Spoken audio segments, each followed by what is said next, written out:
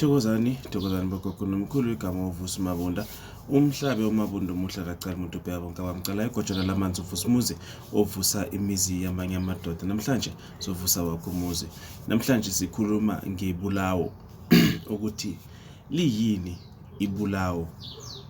Ibulawo into enjani ngoba uma sihlola kwesinye isikhathi siyathola ukuthi kunomuntu oye washawa ngeBulawo.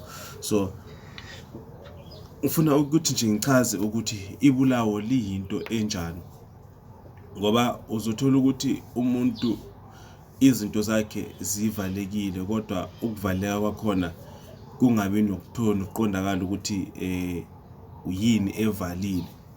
Bese siyathola ukuthi kunobuthakathi obukhona empilweni yalomuntu.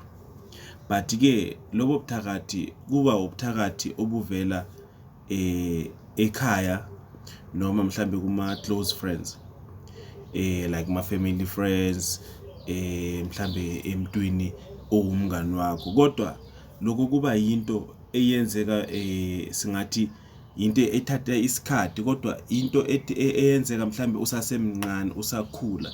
Wena asithi umuntu wesifazane, kuyenzeka uthi usakhula mhlambe sasowumntwana kuvele umuntu mhlambe ngaba u-auntie wasekhaya noma mhlambe omunye wamalunga womndeni wasekhaya, bese asebenzise umuthi phekwakho. So umuthi loyo usebenzisa ngaliphi? Usebenzisa ngokuthi akafuni ukuthi wena ushade, akafuni ukuthi wena uphumelele empilweni mase ukhulile, not manje but mase ukhulile.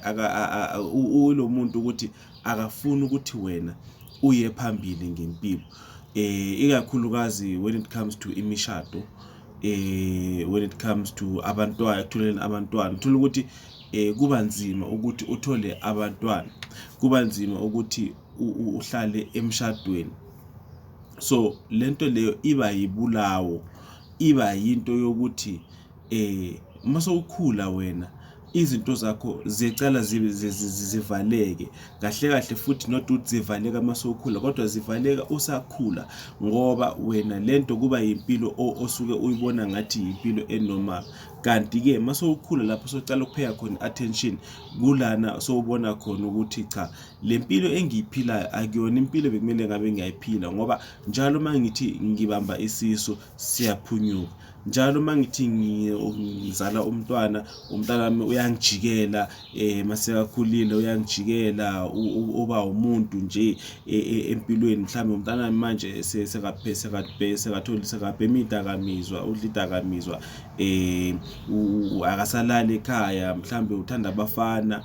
Lokho kuyenzeka ukuthi mhlambe nanoma sowunomuzi abantwana bakho bangathandi ekhaya, kangangokuthi njalo makumele beze ekhaya abizi. Umntwana makumele uyahamba eGoli, mase kumele abuye ekhaya azokubona, njalo kumele wena ulwe ngaphambi kokuthi umntwana eze ekhaya. Kwesinye isikhathi wena mhlambe unekhaya lakho kodwa awusebenzeli ekhaya, kuba nzima ukuthi uye ekhaya. Kuba ngathi ungaba umuntu ongahlala ungasayi ekhaya kwawena, kube ngathi ikhaya lakho ngaba ikhaya elivalwayo. So nanoma mhlambe unendoda noma ipartner yakho, kuhlezi kunezingxabano eziba khona phezu komshado wakho, kube nezingxabano eziba khona, kungabi nokubona ngasolinye nje, umuntu abone ngendlela yakhe nomunye abone ngendlela yakhe. Lokho kusuke kuyiBulawo lokho, ngoba njalo mase usukuma uthola ukuthi lento sithi mase sithola ukuthi no, wena kahle kahle wenziwa ukuthi ungaphumeleli. Kwaba namagama futhi abakhona, izifungo eziba khona, zaphenduka isilwane, zaphenduka umuthi, zaphenduka iBulawo, zaba lento sibiza ngeBulawo, ukuthi wena kahle kahle wena ufe uphila ubulewe wena. So kusho ukuthi impilo oyiphilayo vele impilo vele ebeyifiswa omunye umuntu ngoba wenza sure ukuthi wena uyayiphila leyo mpilo leyo kangangokuthi wakusebenzela imithi ngoba namagama awakhiphayo lamagama ayahlala kuwe psychologically ayahlala kuwe lamagama lawa akhumbula ukuthi umuntu okanje washo wathi kimi mina vele angeke ngiphumelele washo wathi kimi vele mina angeke ngibathole abantwana washo wathi kimi vele uzobona ukuthi mina kuyoshada kuphi.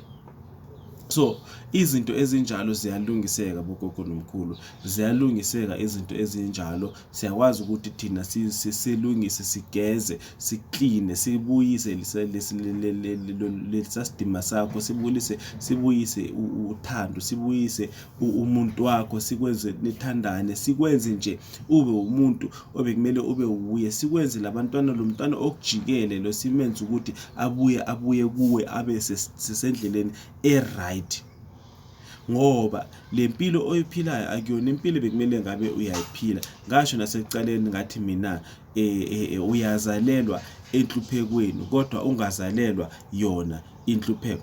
So Ibulawo ukuzalelwa enhluphekweni noma bese uthi masokhula bese kube ngathi uzalelwe yona inhlupheko leyo kanti awuzalelwanga yona inhlupheko kusuke kuyibulawo kusuke ukuthi kukhona umuntu oye wenza into ayenzayo wathatha into la ayithatha khona wase uyayisebenzisa omunye umuntu uyathatha into ayigqibe ekhaya ukuthi ningaphinde nishade nina ningaphinde niphume nina ngoba unikhulise kanzima into ethi mayibe kanjalo. So manje ngiyacela ke ungahlupheki sikhona uthi wena impilo yakho vele akwenzakalani empilweni yakho izinto azilungi sikhona thina siyakwazi ukuthi sikufake emfulweni sikusebenzisele izinto siyakwazi ukuthi sikugqume siyakwazi ukuthi sikuphalazise siyakwazi ukuthi manje sithi mase sifake emfulweni sikucelele kwabakini nasengilosini zamanzi ukuze into zakho zibe right ziqaqeke ngoba into efakwe umuntu iyophinda futhi ikhishwe umuntu